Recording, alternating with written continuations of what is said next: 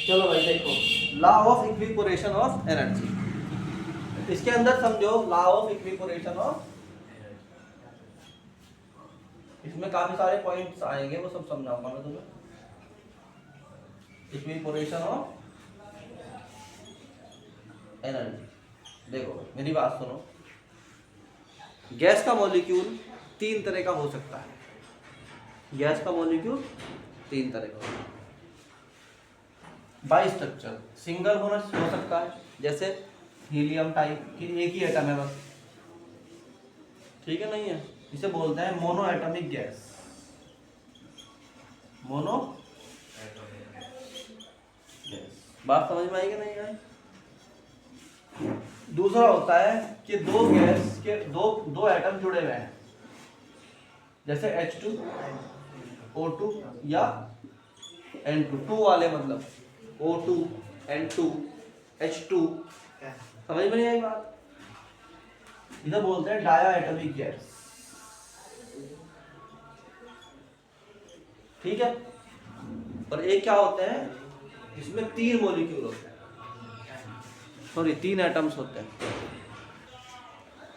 एक होता है तीन वाला, मतलब जैसे H2O है या O3 गैस है, तो ये क्या होती है, इसमें ट्राई एटॉमिक होती है। क्या होती है भाई? ट्राया एटॉमिक गैस, यानी इसमें तीन होते हैं, तीन एटम्स होते हैं इसमें। कितने होते हैं? तीन। अब इसके अलावा और ज्यादा भी हो सकता है, मतलब जैसे HNO3 या कुछ भी होगा, वो और ज्यादा तो बोल देंगे क्या, मोर देन 3 वाले को, मोर देन 3 वाला क्या कहलाएगा, जैसे NH3 हो गया, है ना, अमोनिया टाइप, ये क्या कहते हैं, poly atomic gases, poly gas.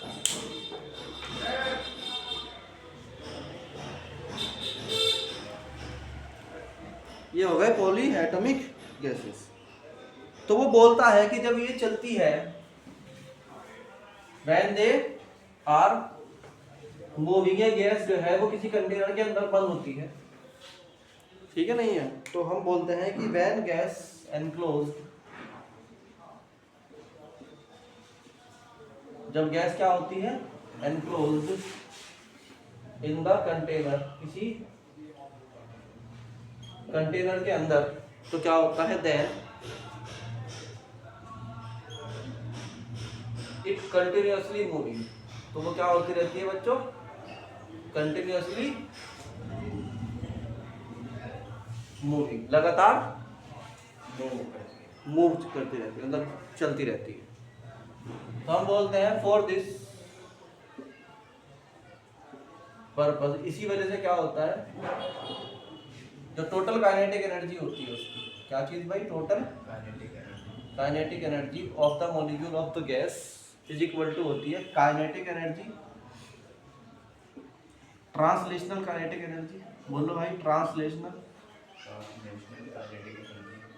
क्या होती है, ट्रांसलेशनल काइनेटिक एनर्जी मतलब जो चलने वाली, जिसकी वजह से वो चल रहा, माने तुमने एक जो है मार्कर को तुमने ऐसे पकड़ के फेंक दिया होगा, तो ये काइनेटिक एनर्जी है ना, इसके अंदर चल रहा है, बोलो 1/2mv² वाली, तो ये ट्रांसलेशन कहलाती है, कौन सी वाली, 1/2mv²। मगर साथ साथ क्या हो सकता है कि जैसे ये मार्कर है, तो ये जा रहा, या तो यूं जाए या उड़ता भी रहे और गोल भी घूमता रहे, तो रोटेशन भी साथ साथ हो गई इसके अंदर। जब रोटेशन साथ साथ होती है, that is called rotational kinetic energy, plus rotational kinetic energy 1/2 I omega square, 1/2, याद करो इसको, I ओमेगा स्क्वायर। तो ये हमारे पास जो टोटल एनर्जी होती है kinetic energy, that is 1/2 mv² plus 1/2 I omega square, where m is the mass of the particle, this is the velocity, I is the, बोलो भाई, moment of inertia, and omega is the angular velocity. ये particle of gas का क्या होता है, total energy होती है। तो तो वो बोला equi partition of energy. Topic का नाम क्या था? Equi partition of energy. तो हम इसी को पढ़ेंगे, पहले से नोट कर लो क्या करना। हाँ जी, तो अभी हम अलग अलग गैसेस पढ़ेंगे, that is mono atomic gas पढ़ेंगे आज। व्हाट इज मोनो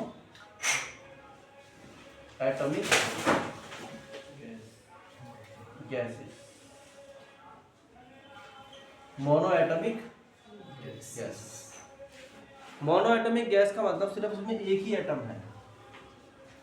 जब एक ही एटम होता है तो उसमें ध्यान रखना कि rotational kinetic energy is not considered, only translational kinetic energy is considered. तो हम कहते हैं फॉर मोनो एटॉमिक गैस, इसका घूमना ना घूमना क्या होता है?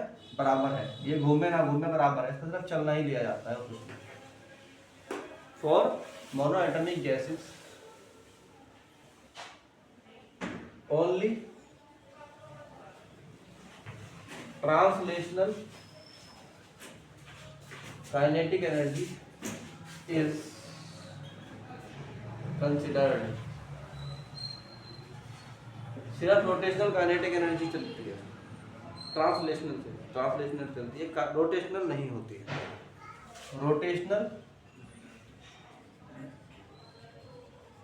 Kinetic energy is not considered. उसका रोटेशन मायने नहीं रखता, रोटेशन हो या ना हो उससे फर्क नहीं पड़ता। मोनो एटॉमिक मतलब एक सिंगल एटम वाले, वन एटम वाले। तो इसकी जो काइनेटिक एनर्जी होगी दैट इज रिटन एज, अब तुम समझो एक वेलोसिटी के कितने कंपोनेंट हो सकते हैं? 3, Vx, Vy और Vz। गुड। तो पहले इसी के फैक्टर लिख लो कि velocity can be written as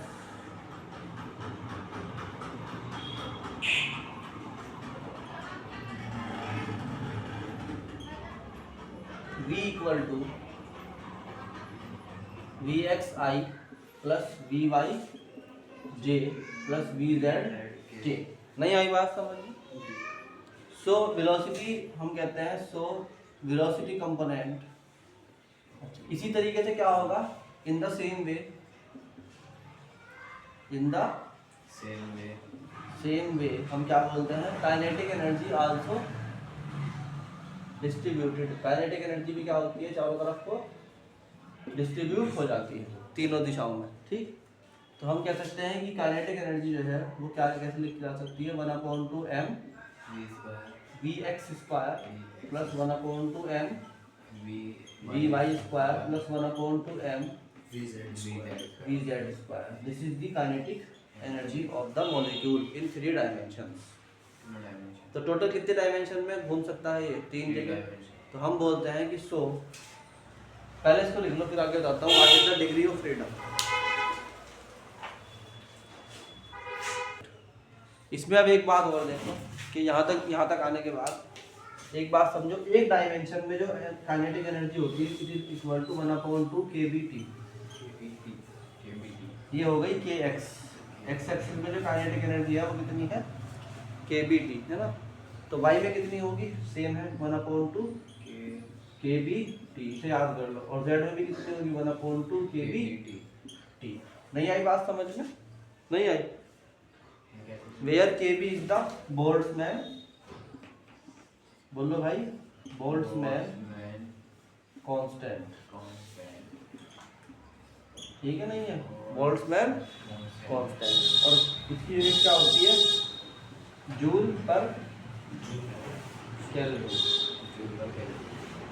तो काइनेटिक एनर्जी इक्वल टू कितना आ गया? 1/2 kBt, 1/2 kBt, 1/2 kBt।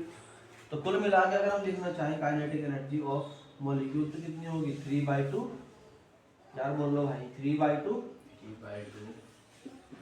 kBt। Kinetic energy of the molecule in the terms of temperature is given by 3/2। आई क्या नहीं आई बात समझ में?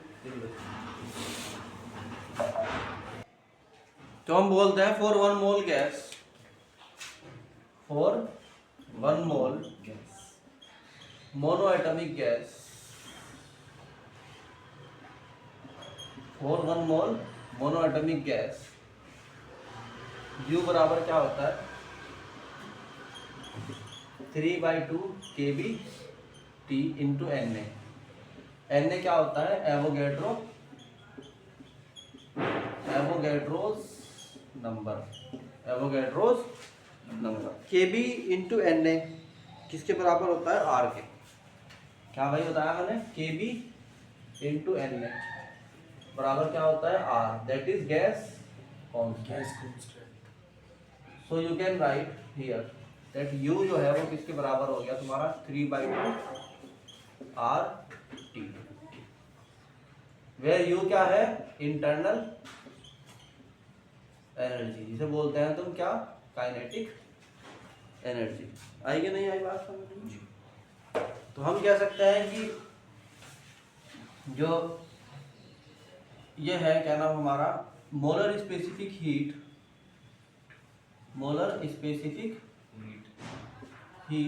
पर ये क्या होती है CV, अच्छा एट कांस्टेंट वॉल्यूम, यार बोल लो भाई वॉल्यूम कितनी होती है CV, क्या होती है CV का फॉर्मूला du/dt।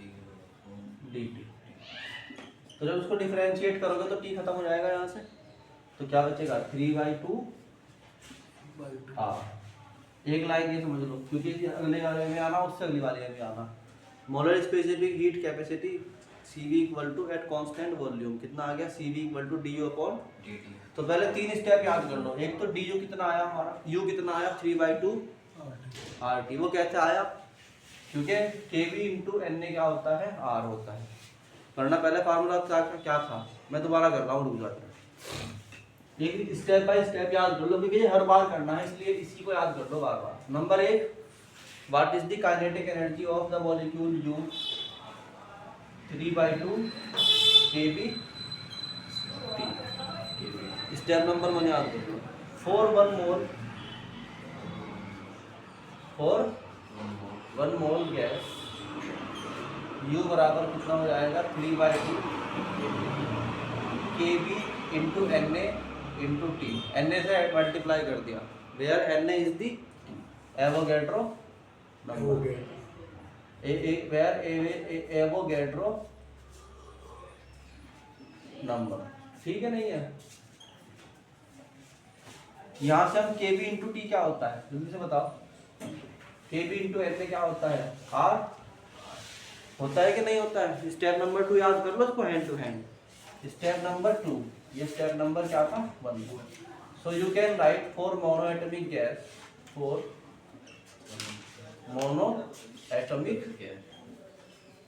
गैस U बराबर कितना हो गया 3/2 RT। स्टेप नंबर 2 समझ में आ गया, बोलो भाई। Step number 3, molar specific heat capacity CV बराबर du/dt, that is 3/2 R, that is 3/2 R। तो चौथे नंबर पे क्या होता है मोलर स्पेसिफिक हीट कैपेसिटी, अभी के भी याद कर लोगे ना, आज के आज तो हो जाएगा वरना फिर नहीं हो पाएगा। CP निकालने के लिए हमें क्या करना पड़ता है, यूज मेयर्स फॉर्मूला। ये क्या होता है CP minus CV equal to R, ये मेयर्स फॉर्मूला है, ठीक। नेक्स्ट थिंग इज फिफ्थ, यहाँ से CV की वैल्यू पुट करके निकाल दो, CP equal to CV plus R। तो CV कितना है 3/2 R plus R, that is 5/2 R।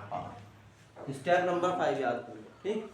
Step number 5 निकालने के बाद हम क्या कहते हैं गामा होता है CP/C, कितना हो गया 5/2 R/3/2 R, 2 से 2 चला गया, R से R। तो गामा की वैल्यू कितनी होती है 5/3।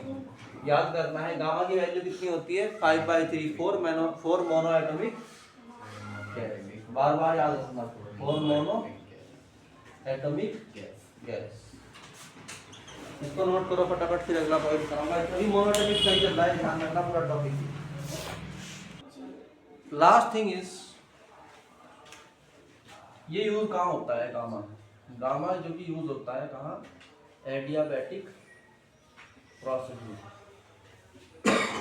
एडियाबैटिक प्रोसेस में इसे याद होगा, पीवी की पावर गामा इक्वल टू क्या बताया था मैंने? कांस्टेंट। ये वहाँ यूज होगा तो इसमें लगेगा पीवी की power gamma 5/3 equal to constant. ये वो है, समझ में आएगा। अब होता है degree of freedom. Degree of freedom,